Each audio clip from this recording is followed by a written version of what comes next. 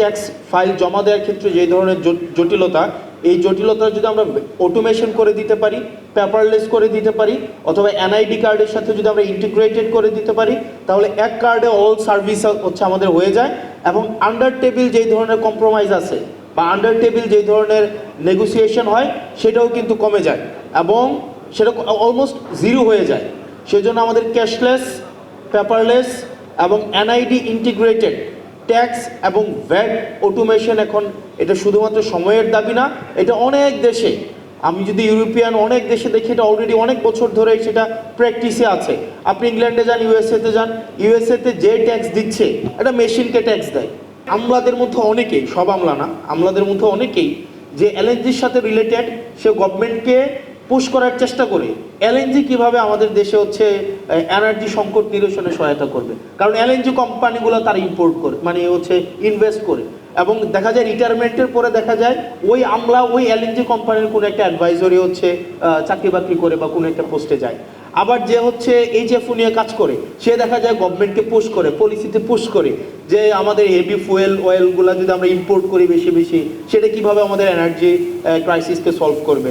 আমাদের দেখা যায় যে ডিজেল নিয়ে কাজ করে সে গভর্নমেন্টকে পুশ করে কেমনি ডিজেলকে হচ্ছে আপনার, যদি গভর্নমেন্ট ডিজেল বিভিন্ন জায়গা থেকে কিনে, স্পট মার্কেট থেকে কিনে, এখানে দেখা যায় গভর্নমেন্টের মধ্যে অনেকগুলো হচ্ছে এজেন্ট আছে, মানে গভর্নমেন্টের অনেক আমলার হচ্ছে বিভিন্ন কোম্পানির এজেন্ট হিসেবে হচ্ছে এখানে পারপাস সার্ভ করে।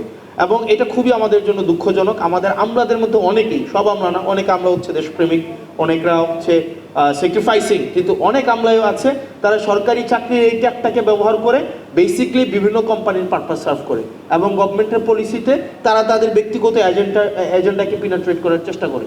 তো সেই জায়গা থেকে আমরা যদি এনার্জিতে ডিপেন্ডেন্ট হইতে চাই, আমাদের বিভিন্ন স্টেক হোল্ডারদেরকে নিয়ে আমাদের অবশ্যই আমাদেরকে রিনিউয়েবলসের মধ্যে যাইতে হবে। রিনিউয়েবলসের মধ্যে যদি আমরা যাইতে পারি তাইলে হচ্ছে আমরা যদি এটাকে ডাইভার্সিফাই করতে পারি, আমাদের অ্যাটলিস্ট 7 গিগাওয়াট থেকে 9 গিগাওয়াটে আমরা যদি এটাকে আপলিফট করতে পারি, তাইলে আমাদের যেই মানে ইন জেনারেল যে ডিমান্ড আমাদের প্রত্যেক বছর থাকে এইটাকে আমাদের মিট করা অনেক বেশি সহজ হবে।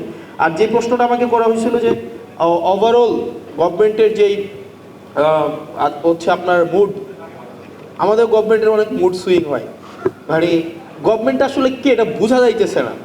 মানে এটা আসলে হাসিনার সময় না একটা বোঝা যাইতো যে ডিসিশনটা দিন শেষে কে নেয়। মানে দিন শেষে দেখবেন ডিভোর্সের প্রবলেমও দিন শেষে ডিসিশন দেয় হাসিনা, দিন শেষে সবাই দৃষ্টি আকর্ষণ করতে হাসিনা।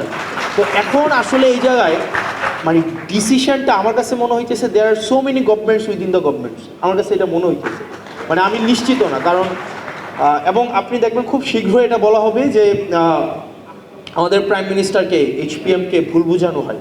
এখন ভুলটা বুঝায় কারা? দেখা যায় এখানে অনেক ধরনের ফ্রিঞ্জ এলিমেন্ট আমার কাছে মনে হয় গভর্নমেন্টের সাথে আছে, যারা আমাদের যে জন আকাঙ্ক্ষা তৈরি হয়েছিল, রাষ্ট্রের যে আকাঙ্ক্ষা তৈরি হয়েছিল, সেই জায়গা থেকে গভর্নমেন্টকে অনেক দূরে সরিয়ে নিচ্ছে।